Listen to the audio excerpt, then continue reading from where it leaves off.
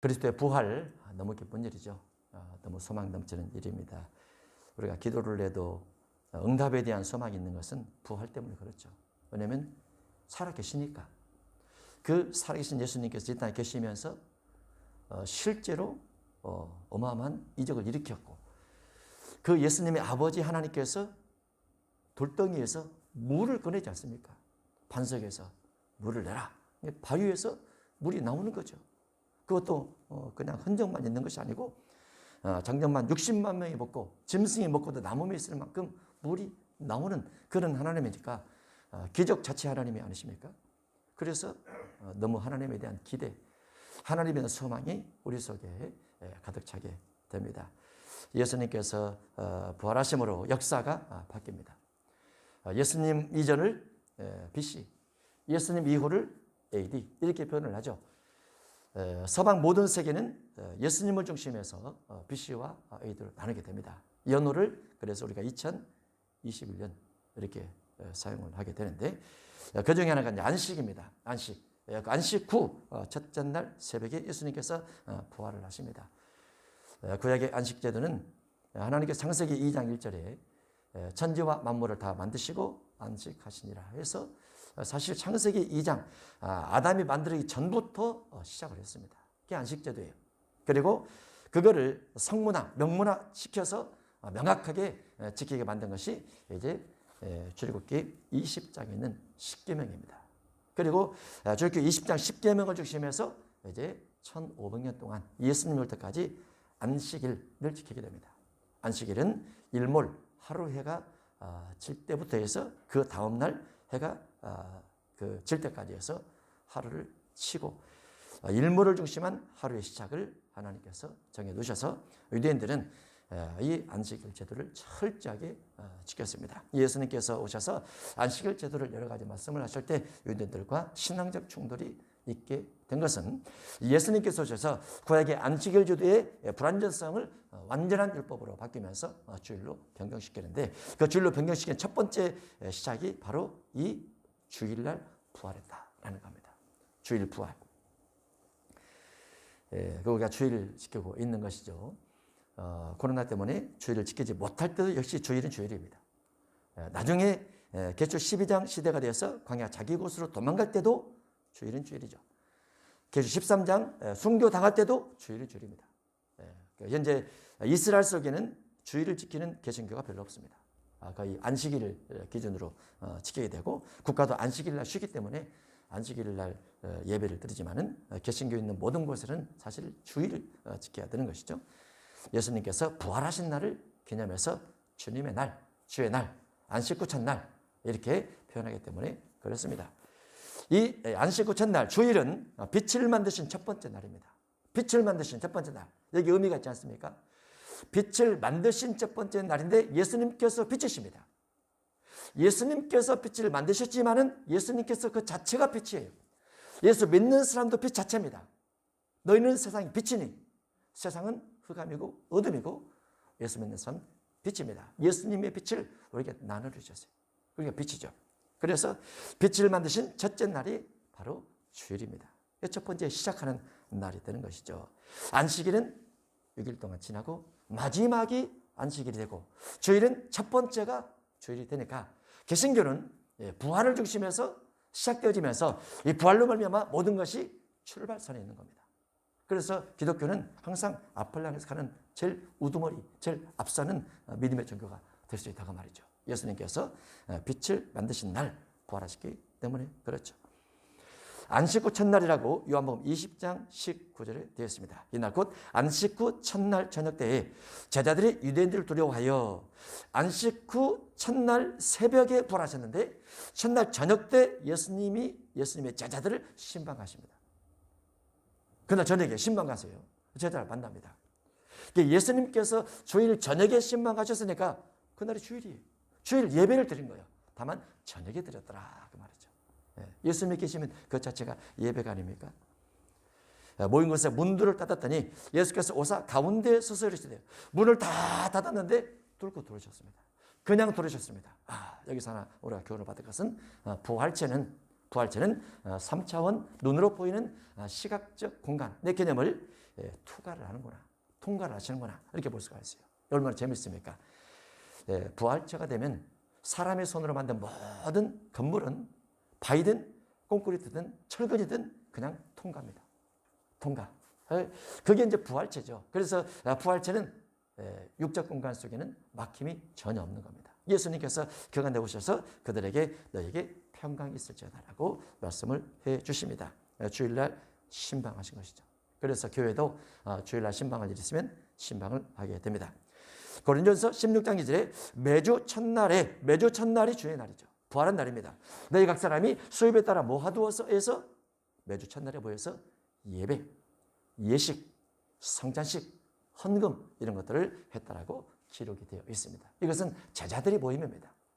고린도 교회라는 교회가 예수님의 신방이 아니고 그들의 가지고 있는 사도들의 전통에 의해서, 예수님과 사도들의 전통에 의해서 주일날 모여서 예배를 하면서 예물을 드렸고, 그 예물을 잘 모아서 선교 구제, 교회 관리에 사용을 했더라 그 말이죠.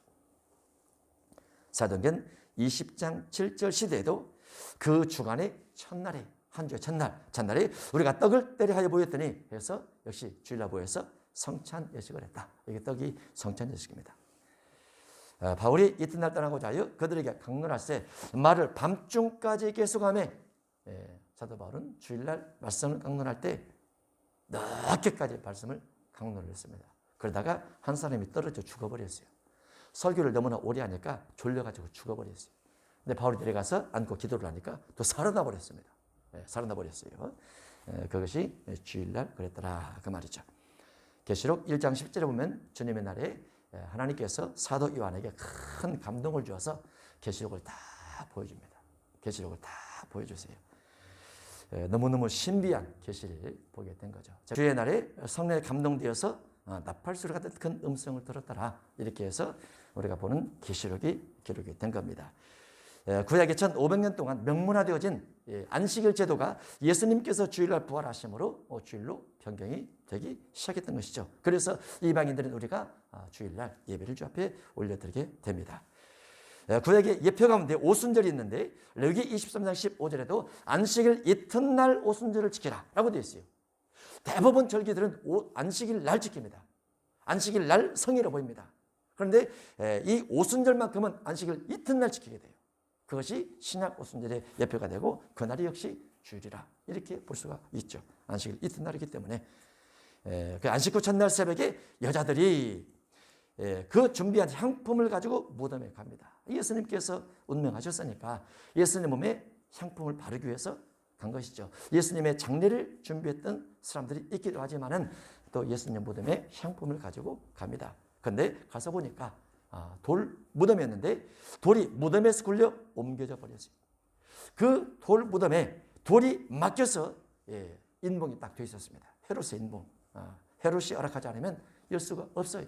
그런데 하나님께서 하나님의 사자를 보내서 인봉을 불에 헤치고 돌을 굴려내서 그 안에 돌이 이제 그곳에 돌이 없게 된 것이죠.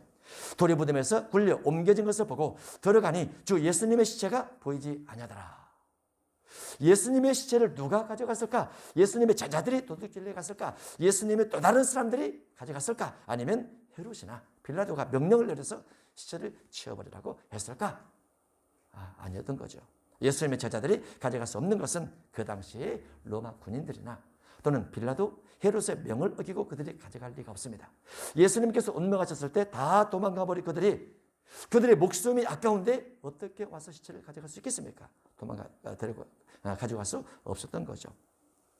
그래서 여자들이 이로 인하여 근심할 때 문득 찬란한 옷을 입은 두 사람이 곁에 서 있게 됩니다. 무덤 속에 시체는 보이지 않고 찬란한 옷을 입은 두 사람이 거기에 서 있는데 마태복음 28장 2절에는 큰 지진나며 주의 천사가 하늘로부터 내려와 돌을 굴려내고 그 위에 앉았는데 그 영상에 번개 같고 그 옷은 눈같이 익거늘 라고 말하면서 천사임을 말하고 있습니다. 천사인데 사람처럼 그곳에 있는 거죠. 천사인데. 그런데 천사인데 사람처럼 있는데 그 영상이 번개 같더라. 옷은 눈같이 희더라 라고 되어 있어요. 번개천사. 이름하여 번개천사. 눈같이 아주 인 천사가 그곳에 와서 예수님의 자리를 대신하고 있는 겁니다. 마가복음 16장에는 신옷 입은 한 청년이라고 되어 있는데 그 번개 천사들은 다른 말로 성물이라 이렇게 표현되어 있습니다. 천사들을 보니까 무섭더라 그 말이죠. 여자들이 두려워 얼굴을 땅에 대니 어떤 천사들은 아주 기쁨이 옵니다. 어떤 천사들은 정말 마음속에 평안이 쫙 드럽니다. 천사를 만날 때마다 마음속에 기쁨과 성령이 충만할 때가 있어요. 그런데 어떤 천사가 나타날 때는 아주 무섭게 나타나서 두렵게 나타나서 떨리게 나타나서 머리가 쭈뼛하게 나타나서 우리 육신이 아주 덜덜 떨 때도 있더라 그 말이죠. 다니엘서 10장 5절에 그런 일이 있었습니다. 다니엘이 기도 가운데서 하나님의 천사 가브리엘 천사가 나타나게 됐는데 그 가브리엘 천사가 나타남으로 인해서 그 이상과 환상은 다니엘만 혼자 보았지만은 나머지 사람들은 크게 떨며 도망하여 숨어버렸더라라고 되어 있어요. 그게 하나님의 사제의 현현인 거죠. 그러므로 나만 홀로 있어서 이 큰 환상을 볼 때 내 몸에 힘이 빠졌고 하나님의 천사를 만나니까 힘이 빠졌고 반대 현상이 생길 수도 있습니다. 힘이 생길 수도 있어요. 그러나 힘이 빠져버리고 나의 아름다운 빛이 변하여 썩은 듯 하였고 나의 힘이 다 없어져 버렸더라. 그리고 깊이 잠들게 되었다라고 되어 있습니다. 다니엘의 육성의 모든 힘들이 빠져버린 거죠. 그 육성의 힘이 빠지면 그 다음에 무엇만 남아있느냐. 육성이 빠지니까 순전함, 순수함, 하나님을 대면할 수 있는 진실함 이것만 남습니다. 육성이 빠져버리면. 그래서 주님을 만나 대면하면서 주님의 음성을 듣고 주님의 뜻을 분별할 수 있는 내 것이 들어가지 않고 내 생각이 들어가지 않고 하나님의 뜻을 그대로 받아들일 수 있는 그와 같은 상황이 되게 된 것이죠. 그래서 무덤에 천사들이 나타났을 때 여자들이 두려워 얼굴을 따게 되니 두 사람이 이르되 어찌하여 살아있는 자를 죽은 자 가운데 찾느냐. 그 천사가 이곳에 계셨던 예수님은 죽은 자 가운데 있는 것이 아니고 산 자 가운데 있다라고 말씀을 하십니다. 그 사람들이 또는 그 천사들이 예수님에 대해서 살았다라고 고백을 해 주는 거죠. 믿음이 되겠습니까? 여인들 마음속에 믿음이 확 생기겠습니까? 우리가 그곳에 있었다면 믿음이 확 생길 수 있을까요? 예수님께서 빌라도 재판을 받으면서 채찍을 40에 안아가며 매를 맞으면서 온몸 피 범벅이 되고 옷도 엄청나게 더러워졌고 십자가를 메고 올라가서 땀 범벅이 되었고 여기에서 물과 피가 다 쏟아지는 아주 몰골이 흉악한 겨와 같은 모습으로 완벽하게 죽어버렸는데 그분이 살아있다니, 그분이 살아난다니, 그분이 살아계시다니, 그분이 살아났다라는 것을 믿을 수가 있을까요? 머릿속의 기억에는 아직도 빌라도 법정과 아직도 골고다의 그 올라갔던 길, 아직도 흉악한 모습으로 가득 찬 예수님의 기억이 생생한데 천사들이 예수님의 부활을 말하니까 그들의 믿음이 생길 수 있을까요? 그러나 예수님께서 공생애를 하시면서 내가 고난을 받고 죽임을 당하고 제3일에 살아나리라 라고 말했던 것들을 믿은 사람만 그 현장에서 아멘 했을 겁니다. 우리 마음속에 신앙에 대한 쓴뿌리가 있으면 신앙에 대한 기대에 믿음이 잘 안 생깁니다. 쓴뿌리가 있으면 사람에 대한 쓴뿌리가 있으면 사람에 대한 믿음의 기대가 안 생기는 것이 똑같아요. 여인들은 오히려 예수님의 장례식을 준비한 사람도 있었어요. 예수님께서 농담하지 않는다. 예수님이 거짓말하지 않는다. 예수님의 말은 진실이다. 고난받고 죽임을 당하시고 3일 만에 부활할 것이다. 그러나 고난받고 죽음까지는 믿어서 장례식을 준비하긴 했지만은 부활을 믿고 부활의 영광의 꽃다발을 가지고 가진 않았어요. 죽은 것에 대한 죽음의 향품을 가지고 가서도 부활의 꽃다발을 가지고 가진 않았다라고 말해요. 그러니까 실제로는 부활을 안 맺었다고 말이죠. 우리가 예수님의 재림이 있고 앞으로도 계시록 9장에 3차 대전이 있고 계시록 12장 13장에 고난이 있고 계시록 14장에 재림을 통한 부활이 있는데 그와 같은 것을 믿는가? 믿는다고 하면은 우리가 그때가 되기 전에 준비하고 예비하고 깨어 있어야 되겠죠. 그때는 반드시 오게 되니까. 예수님의 제자들, 예수님의 여인들 부활을 믿지 않더라. 마가 16장 11절에 예수님이 부활했다는 것을 듣고도 믿지 아니하고 보고도 믿지 아니하고 살아난 자들의 간증을 들어도 믿지 않았더라라고 기록되어 있습니다. 천사가 다시 말하기를 여기에 계시지 않고 살아나셨느니라. 갈릴리에 계실 때 너에게 어떻게 말씀하셨는지를 기억하라. 이르시기를 인자가 죄인의 손에 넘겨져 십자가에 못 박히고 제3일에 다시 살아나야 하리라 하셨다 하는지라 안돼. 부활 예언을 예수님께서 미리 하셨죠. 그러나 예수님보다 더 먼저 예언된 것이 있는데 시편 16편 10절입니다. 주께서 내 영혼을 스홀에 버리지 아니하시며 주의 거룩한 자로 멸망시키지 않으실 것이다 라는 구약의 부활 예언이 있고, 마태 12장 39절에도 밤낮 사흘 동안 땅속에 있다가 예수님께서 다시 나올 것에 대한 예언이 있고, 마태 11장에도 제3일에 살아날 것에 대한 예언이 있습니다. 그러면 예수님께서 무덤 속에서 부활하시는 순간은 어땠을까요? 예수님께서 운명하시고 육체는 십자가 위에 매달려 있지만은, 물과 뼈가 다 쏟아졌지만은 영혼은 십자가에서 내려서 옥에 있는 영들에게 갑니다. 지옥에 내려가는 거죠. 옥에 있는 영들에게 가서 그들에게 너희가 이곳에 온 이유는 노아 홍수 때에 노아가 그렇게 의를 행하며 살으라고 말씀을 전달했음에도 불구하고 내가 믿지 않아서 이곳에 온 것이 아니냐라고 옥에 있는 영들에게 말씀을 하러 가십니다. 그리고 3일이 되어서 예수님의 순식간에 후련히 변화가 되죠. 썩을 몸이 썩지 아니할 것으로 바꿔지게 되고, 죽을 것이 죽지 아니할 것으로 바꿔지게 되고, 사망을 삼키면서 예수님께서 사망아 너희 승리가 어디 있느냐, 사망아 네가 쓰는 것이 무엇이냐 하면서 예수님께서 부활하게 됩니다. 물론 예수 믿는 우리도 동일하게 부활이 되겠죠. 에스겔 37장 7절에는 부활의 모습을 소리가 나고 움직이며 이 뼈 저 뼈가 들어맞아 뼈들이 서로 연결되라.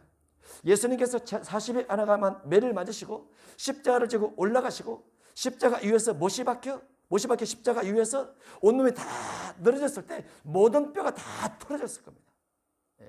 365개나 되는 모든 뼈가 다 털어졌을 거예요. 그런데 예수님께서 부활하시면서 이 뼈 저 뼈가 다 들어맞고 그 다음에 살이 오르고 가죽이 오르고 힘줄이 생기면서 예수님의 부활체의 모습으로 변경이 되게 되는 것이죠. 그걸 부활체라고 합니다. 어떤 종교도 흉내조차 낼 수 없는, 절대로 예수님만 가능한, 그래서 우리가 믿는 예수님 믿는 그 신이, 우리가 믿는 그 예수라는 신이 정확하시고 확실하시고 신 중에 신이시고 주 중에 주시고 왕 중에 왕이라 이렇게 볼 수가 있는 거죠. 그 신을 따라서 우리가 다른 종교를 어떻게 믿을 수가 있겠습니까? 부활된 사람은 결혼 제도는 없습니다. 그러나 부활될 때 하나님께서 우리가 이 땅에서 주님을 섬긴 여러 가지 모습을 따라서 우리를 빛의 모습으로 달라지게 만들어 주십니다. 그거를 영광에 의한 상급이라고 하는데, 주님의 일을 열심히 하는 사람은 별처럼 빛나고, 더 열심히 하는 사람은 달처럼 빛나고, 더 열심히 하는 사람은 해처럼 빛나게 되는 상급을 얻게 됩니다. 우리는 예수님의 부활이 바로 우리 부활이 될 수 있음을 기억하면서 주님의 일에 최선을 다하고 충성을 다해야 될 줄로 믿습니다. 이 땅의 육신의 수고는 다 해도 80년입니다. 하나님의 나라를 위한 육신의 수고는 영원에서 영원까지 이르기 때문에 그 빛은 만고의 불변의 진리로 우리에게 돌아오게 될 줄로 믿습니다. 주님의 부활을 함께 기뻐하면서 부활에 참여하는 소망을 간직하시고, 또 부활 속에 우리의 상급이 풍성하기를 기도하심으로 하나님의 부활의 축복이 우리 모두에게 함께 하시기를 주의 이름으로 축복합니다.